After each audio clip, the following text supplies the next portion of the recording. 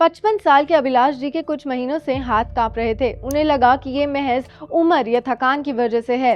लेकिन जब उन्हें लिखने में परेशानी आने लगी, चलने में मुश्किल आने लगी और रोजमर्रा के काम करने में परेशानी होने लगी, तब उन्हें पता लगा कि ये पार्किंसन डिजीज के कुछ शुरुआती लक्षण थे। नमस्कार, मेरा नाम है पूंजी शर्मा और आप देख रहे हैं अमृता कनेक्ट।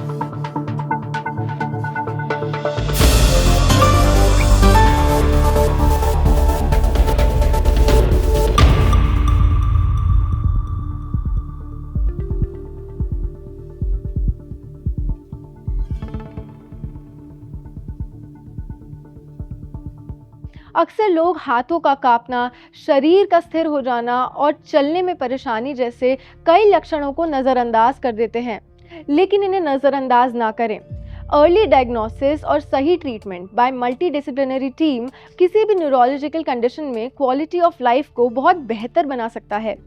पार्किंसन डिजीज और उससे और जुड़ी हुई जानकारी पाने के लिए हम मौजूद हैं अमृता हॉस्पिटल फरीदाबाद के न्यूरोसर्जिकल डिपार्टमेंट में। आज हम बात करेंगे head of the department doctor Anand Balasubramaniam से। तो आइए जानते हैं और जानकारी। डॉक्टर, पार्किंसन डिजीज क्या है और ऐसे कौन से सिम्टम्स हैं पार्किंसन डिजीज से रिलेटेड जो ऑफन लोग इग्नोर कर देते हैं? पार्किंसन डिजीज एक न्यूरो डिजेनरेटिव डिसऑर्डर है। उसका मतलब है दिमाग में कोई नर्व सेल्स बिगड़ते जाते हैं और उसकी वजह से डोपामिन बोल के जो केमिकल सिंथेसाइज होता है वो हमारी मूवमेंट्स के लिए सिंक्रोनाइज मूवमेंट के लिए ज़रूरत है, वो कम हो जाता है। उसकी वजह से कंपन शुरू हो जाती है, मूवमेंट स्लो हो जाती है और पेशेंट स्टिफ हो जाता है। उठना चलना फिरना मुश्किल हो जाता है, मुंह में इमोशंस भी नहीं दिखाई देती है। सो इसको हम पार्किंसन डिसीज़ कहते हैं। लोग वो कंपन जो इनिशियल सिम्टम होता है वो इग्नोर करते हैं क्योंकि वो एक हाथ में या एक पैर में शुरू होती है।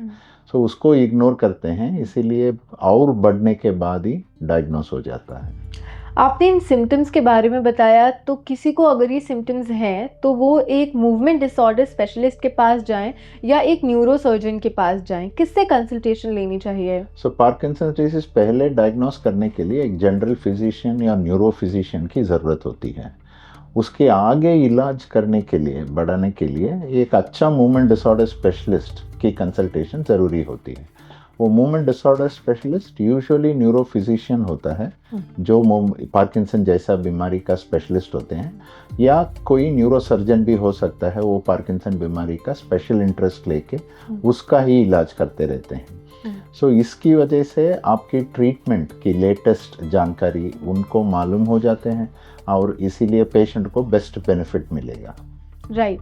एंड कौन से स्टेजेस हैं पार्किंसन डिजीज़ के जिसके बाद जो मेडिसिन उनको प्रिस्क्राइब की गई हैं वो लेस इफेक्टिव हो जाती हैं?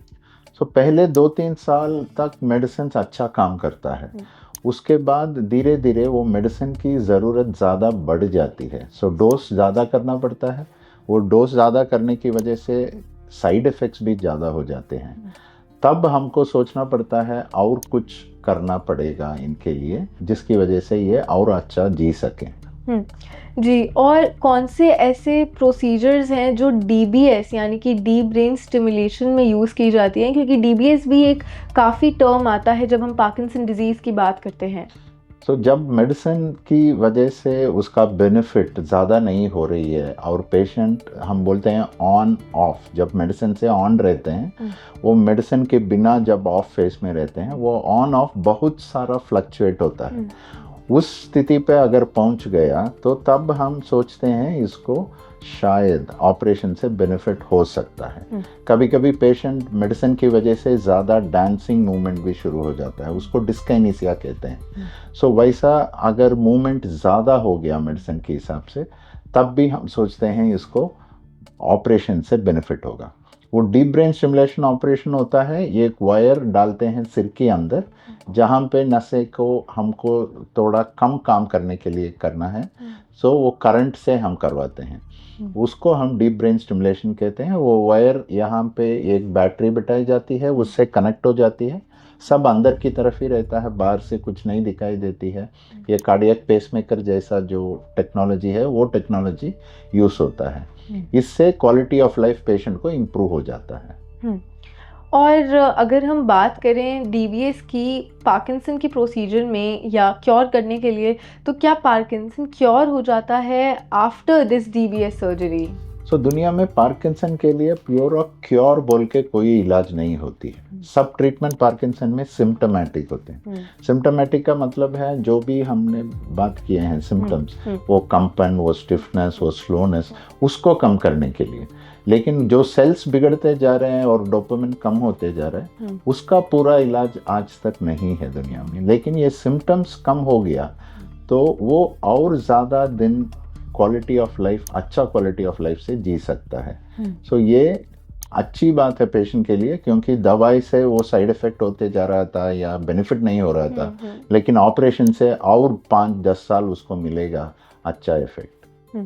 और क्योंकि हम अभी सर्जरी की बात कर रहे थे, तो कौन सी ऐसी मॉडर्न टेक्नोलॉजी है जो हम यूज़ करते हैं फॉर ट्रीटिंग पार्किंसन और डूइंग दिस डीबीएस सर्जरी? दो चीज़ होते हैं इसमें एक टेक्नोलॉजी हार्डवेयर होता है और एक प्लानिंग हम जो करते हैं ऑपरेशन के लिए इस्तेमाल करते हैं। टेक्नोलॉजी हार्डवेयर आजकल हम लेटेस्ट यूज़ करते हैं, लेटेस्ट जनरेटर, वो जनरेटर बैटरी बोलते हैं। वो बैटरी तो रिचार्जेबल बैटरी आ गया है, बहुत पतला सा, छोटा सा, और वायर भी मल्टी डायरेक्शनल स्टिमुलेशन वायर आ जा गया। उसमें सेंसिंग भी होता है, वो नर्व्स का करंट को सेंस करके जब ज़रूरत है तब देगा करंट, वैसा आ गया है। वो सब हम इस्तेमाल करते हैं लेटेस्ट।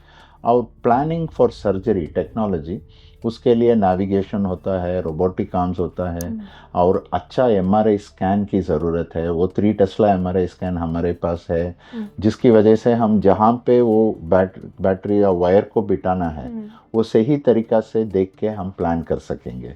ये सब के लिए जो भी टेक्नोलॉजी लेटेस्ट है वो हम इस्तेमाल करके पेशेंट को सेफली एंड एक्यूरेटली ऑपरेशन कर सकते हैं। Great, thank you so much doctor इस इंफॉर्मेशन के लिए। बने रहिए अमृता कनेक्ट के साथ देखने के लिए ऐसी और जानकारी। धन्यवाद।